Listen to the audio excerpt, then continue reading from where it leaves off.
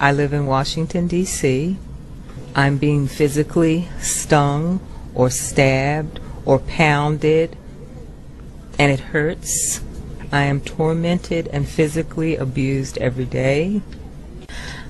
My abusers are trying to force me to commit suicide. My abusers are trying. I wouldn't mind if he's just going to watch me or something, but the tracking on and the harassment, it's a little much, you know. I'm a disabled veteran, and you know, I thought I live in America, not a society that will attack its own citizens. You know, if I've committed some crime, let me know.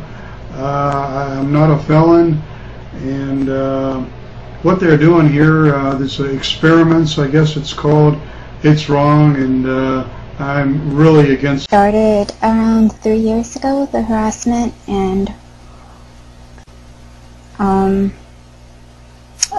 like a whole year later I found out it was the government. It took me a whole year of like looking. I finally found a book that talked about government hypnotism, and it was in that book, luckily, and I found that, and I went online and I found all these other websites that talk about welcomed visit. I was targeted. Phoenix Mayor Phil Gordon has found himself in the sheriff's crosshairs on a number of occasions. All these so-called allegations, all the FBI investigations boils down to one guy, and that's the mayor of Phoenix.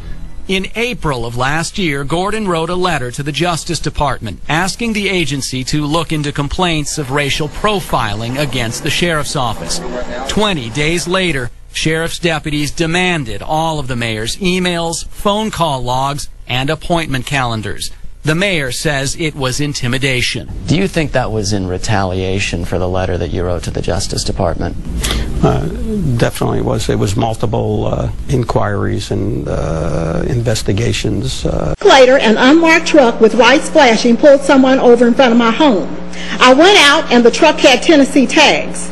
The LMPD and professional standards denied that it was an LMPD truck because it had Tennessee tags. When I told them I got the license number and I took pictures, I was then told it was a flex vehicle for the 2nd Division, but they did not know who was driving it. The LMPD have tried to make me look like a mental patient to cover up the crimes.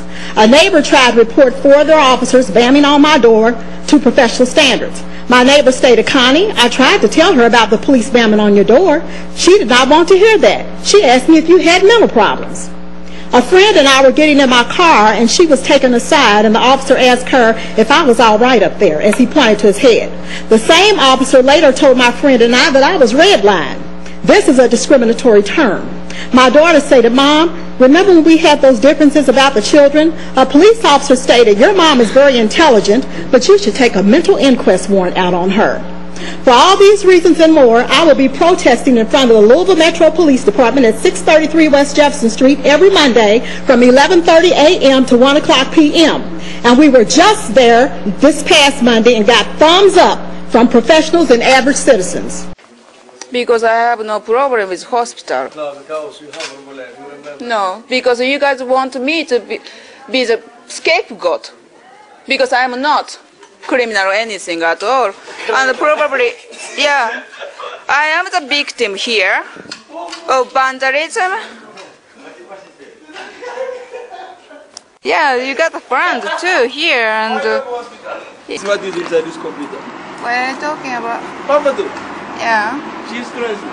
You are crazy, and actually, you know, this is pretty nice to see that one bottle guy just appeared while I was checking about the Barry Barrow's comments on my film about